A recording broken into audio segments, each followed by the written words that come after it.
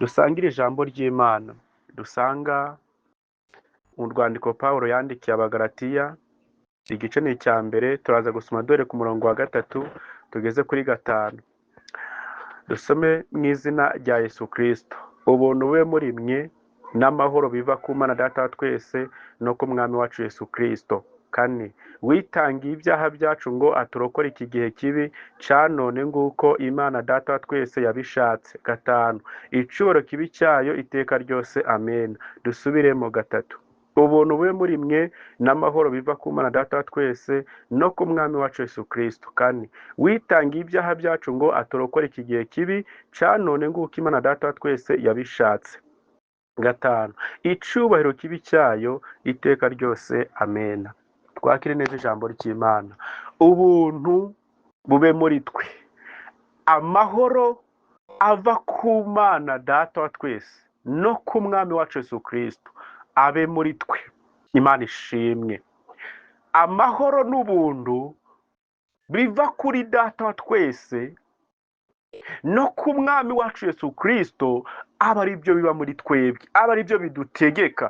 Nasomye ijambo mu byakozwe n'intumwa, hari umubyeyi witwaga Tabita cyangwa Doroka, yagiraga ubuntu bwinshi, akagira no kwizera ikigeretse, akagira n'imirimo. Haleluya. Yagiraga ubuntu bwa Kristo muri we, kuko Yesu yaje yuzuye ubuntu n'ukuri. Haleluya. Ni umubyeyi wateye ikirenge mu cya Kristo Yesu witwa Tabita, akagira ubuntu, akagira kwizera, kandi akagira n'imirimo. Ibyo byaramamaye mu mahanga yose, kuko uyu mubyeyi yabaye udasanzwe kubw'imirimo n'ubuntu no kwizera yagiraga muri Kristo Yesu, akagwanisha akaryo muri Kristo Yesu. Yafashaga imfubyi, agafasha n'abapfakazi. Mu by'Imana yamuhaye, ni umubyeyi utarigeze ugira ubugugu, ahubwo yakoraga imirimo yose. Igihe cyo gupfa, imirimo yarazamutse, imirimo yaruriye, imirimo igera imbere ya Data. Haleluya. Kugeza ubwo intumwa zitumije kuri Petero, baramubwira ati ihute ubanguke, kuko igikuba gicitse ntabwo dushaka ko gicika, kubera ko hari ibihamya bihamiriza uwo. Haleluya. Ngo bihutisha Petero angaza yihuta. Ahageze asanganirwa n'ababyeyi b'abapfakazi beza bambaye neza, yasanganiwe n'abasore n'abakobwa b'imfubyi bambaye neza, bameze neza. Kuko mu bintu Tabita yakoraga, yitaga ku mfubyi no ku bapfakazi, yitaga ku bakene, akita kubambika, kubagaburira, kubagirira neza. Ngapfuye bararira, bazana imyambaro, bazana byose yagiye akora imbere y'Imana, ngo barasenga bavuga ati Data mugarure. Haleluya. Ngo Petero abibonye bityo akora umurimo we. Haleluya. Arasenga.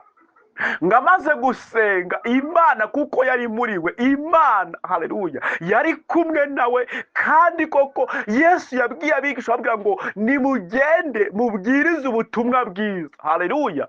Nzaba ndi kumwe namwe kandi nzakomeresha imbaraga. Haleluya.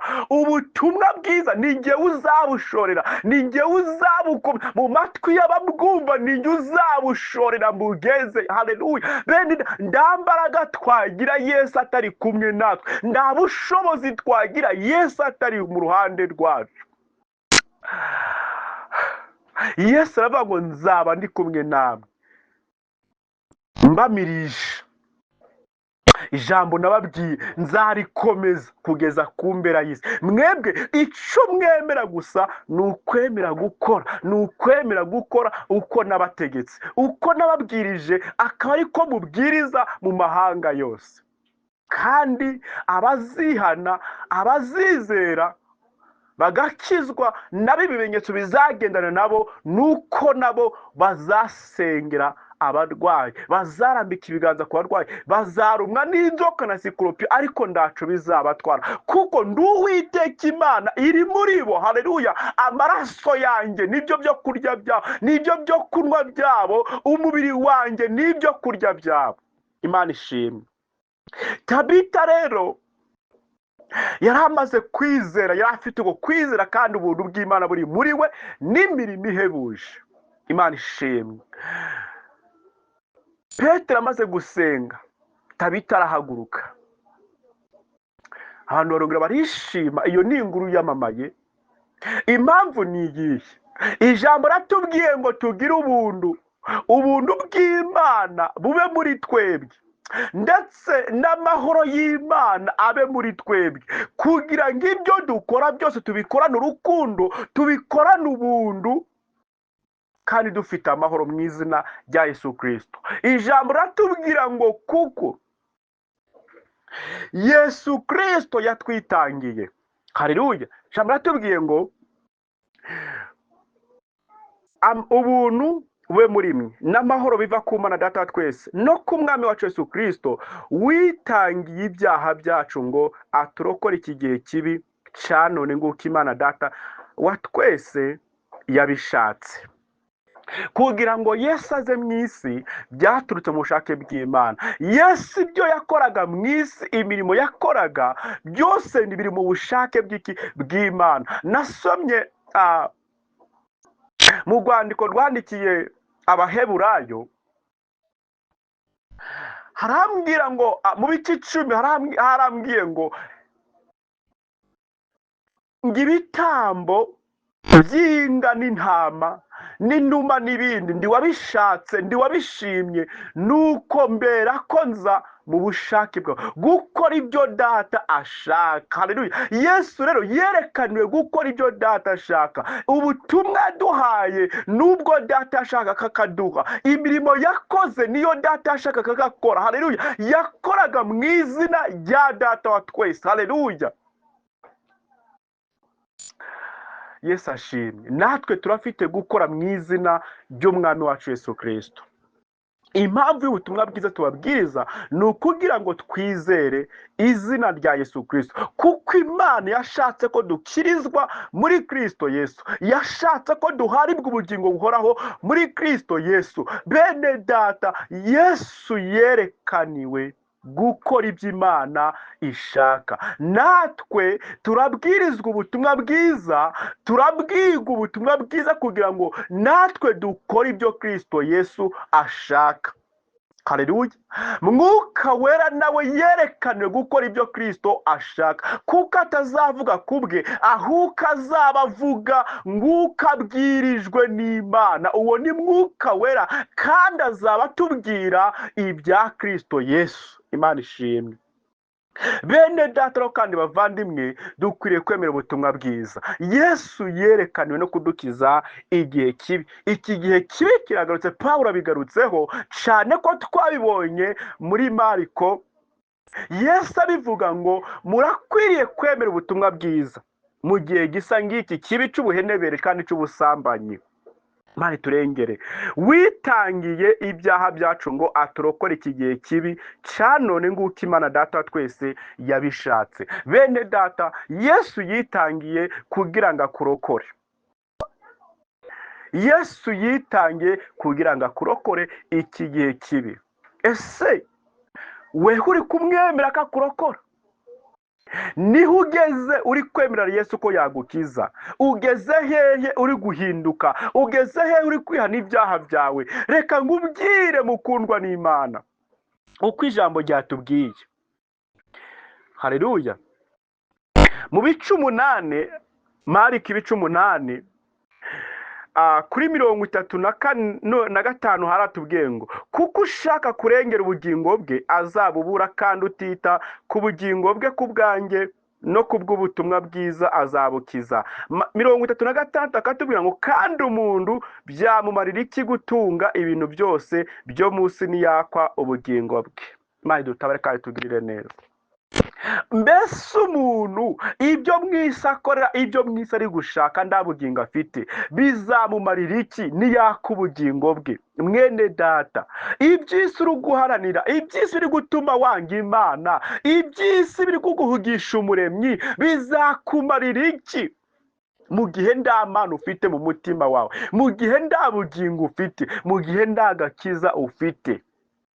Ntabwo tubabwira ko gushaka ubutunzi ari bibi, ntabwo tubabwira ko gukora mugatera imbere ari bibi, kuko niyo cyubahiro cy'umugabo. Haleluya! kugira ngo utunge urugo rwawe, utunge umudamu n'abana, utunge umuryango Imana yaguhaye, ni uko ukora ugasaba Imana igasuka imigisha mu byo ukora. Haleluya! ni byiza, ariko noneho ibyo ukora byose n'ibyo wibwira byose reka bimenwe n'Imana. nuvuga ko usenga, ubyerekanishe imbuto zo kwera, ubyerekanishe imbaraga, ubyerekanishe imirimo myiza ituruka muri Kristo Yesu, kuko nta handi hari imirimo myiza uretse muri Kristo Yesu umwami wacu. niho Imana yaturemeye kera imirimo myiza kugira ngo tuzayigenderemo. Haleluya! Yesu nashimye cyane. Rero bavandimwe bakundwa n'Imana, nongere ngusubiriremo, Imana irakwingingira muri twebwe gukizwa, kuko Yesu yerekaniwe kumaraho imirimo yose y'umubi, ndetse yerekaniwe kudukiza ibyaha byacu mu gihe kibi ngiki, gukora ibyo Imana yashatse. kuko icyo Imana ishaka ni uko dukizwa, ni uko dukurwa mu byaha, ni uko duhanagurwaho imirimo yacu yose y'umubi, tukambara ubwiza bw'Imana, tukabyukana kurabagirana, tukakira umuco. Haleluya! Imana ikatumurikira, kuko ijambo ryarambwiye ngo abamaze kwakira Kristo Yesu umwami n'umukiza ntabwo bakigendera mu mwijima ukundi, ahubwo bafite umuco ubamurikira. Ntibazabona umwijima ukundi, ahubwo bayobowe n'umuco. Bene data bakundwa n'Imana, kandi iyo tumaze kugera muri Kristo Yesu, natwe duhinduka amatabaza mato yo kumurikira abari mu isi, kugira ngo nabo babone wa muco. Haleluya! Imana idufashe kandi twambike imbaraga. Bene data kandi bavandimwe, ijambo atubwira ngo mbese iby'isi byose dushaka, duharanira, twirukangira byatumarira iki nta bugingo dufite? ko hirya no hino hari indambara, bamwe ama-etaje bubatse bari kuyapfiramo, abandi amazu bubatse menshi gatandukanye, bashatse ubutunzi, uyu munsi hari abatari kuburya, bari kwirukanga bakanyanyagiza. ni ukuri koko bene data bavandimwe, iyo makuba gaje, iyo indambara ije, ntabwo umuntu avuga ati ngo mfite amafaranga, ntabwo umuntu avuga ati ngo mfite amasambu, ntabwo umuntu yongera kwibuka ko yari atuye ahantu heza, yari atuye mu nzu nziza, byose arabyibagirwa agakiza amagara ye. uko niko nanjye ngubwirira muri Kristo Yesu. Yesu akwigingira muri twebwe, akubwira ngo hunga ukize amagara yawe mu izina rya Yesu Kristo. hunga bene data, hunga icyaha, rwanya hunga Satani n'abadayimoni, va muri Babuloni, hunga uve muri Uru y'Abakaludaya, uze mu gihugu cy'Uwiteka Imana, kuko ibyo Uwiteka gushakira ni byiza gusa, ntabwo ari bibi. uko wahunga, uri guhunga intambara, ukiza amagara yawe, ukiza ubuzima bwawe ngo budahitanwa n'ibisasu cyangwa se n'ibindi bitandukanye, ukaba ari guhunga n'icyaha, kuko n'udahunga icyaha, icyaha kizakwicisha. Imana iturengere kandi turwanirire. mwene data, ongera wumve ijambo ry'Imana icyo rikubwira. urasabwa guhunga, uhunga icyaha, kuko nitudahunga icyaha, nitutagwanya icyaha, tugakomeza kwizingira mu byaha, nyamara Yesu yarerekaniwe kudukiza ibyaha, nguko Imana ibishaka, tuzarimbuzwa n'ibyaha. kandi byatumarira iki? gupfa turi gushaka ubutunzi bwo mu isi, turi gushaka ibyo mu isi, ariko nta bugingo dufite. nyamara ijambo rikatubwira ngo hahigwa abapfa bapfiriye mu mwami wacu Yesu Kristo. ndabisubiramo, hahigwa abapfa bapfiriye mu kwizera, hahigwa abapfa bapfiriye mu izina rya Yesu Kristo. umwuka aravuga ati yego, nibaruhuke imirimo n'imihati, kuko imirimo yabo ijyanye nabo ibakurikiye. rero dukizwe, duhindukirire, twakire ubutumwa bwiza. ndabwira abari mu mahanga yose, ntabwo ikibazo ari gukora imirimo yawe, kora ariko ukizwe.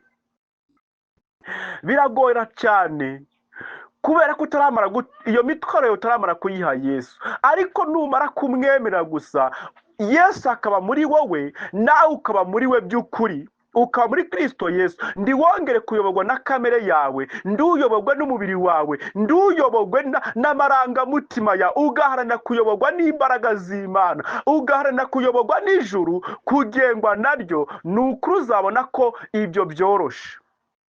Kurwanya icyaha biroroshe, ariko kuwamaze kugera muri Kristo Yesu, uzi icyo ashaka, uzi intego ye mu mwami wacu Yesu Kristo, haleluya, ufite ibyiringiro byo kuza kwa Kristo, akomeza kwiboneza. Iyo umugeni ategereje umukwe, akomeza yitunganya, yisukura, yitira make-up, mbese akomeza kwisuzuma ngo arebe yuko nta busembwa, akanenge kose yakavano, kugira ngo ku munsi w'ubukwe azaba agaragara neza, azaba asana neza. Uko niko natwe dukomeza kwiboneza, twirinda icyaha, turwanya icyaha mu izina rya Yesu Kristo, kugira ngo Yesu niyaza asanze turiho cyangwa tutariho, asange twarapfanye ibyiringiro byo kuza k'umukiza wacu Yesu Kristo. Haleluya. Nuko hahirwa bapfa bapfiriye mu izina ry'umwami wacu Yesu Kristo. Imana iguha umugisha, Imana ikwambika imbaraga, kandi Imana ikunezeze.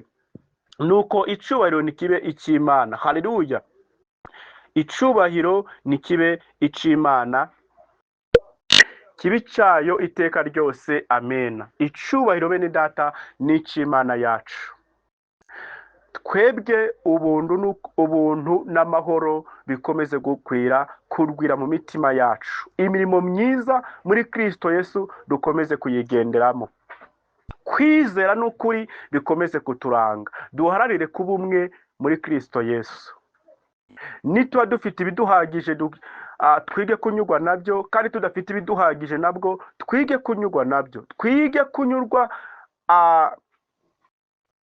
mu gihe dushonje cyangwa se no mu gihe duhaze, hose tugumane kwera, tugumane imbaraga z'Imana, tugumane ubwiza bw'Imana. Mu izina rya Yesu Kristo nibyo mbasabira. Mana nyiringabo, Mana idukunda, wewe utuzirikana ku manywa na nijoro, ukamenya ifunguro ridukwiriye rya buri munsi. Urakoze kubwira ifunguro kandi uduhaye. Reka iri funguro mu izina rya Yesu Kristo ryubaka imitima. Reka iri funguro mu izina rya Yesu Kristo rihaza imitima myinshi. Iri funguro tugaburiye, reka muri wese Kristo Yesu uryakiriye anyugwe naryo, rimukomeze, rimwubake, rimwongeremo imbaraga n'ubushobozi mu izina rya Yesu. Kandi n'ibindi byose twizeye ko uzabiduhana na Kristo Yesu none iteka ryose. Amen.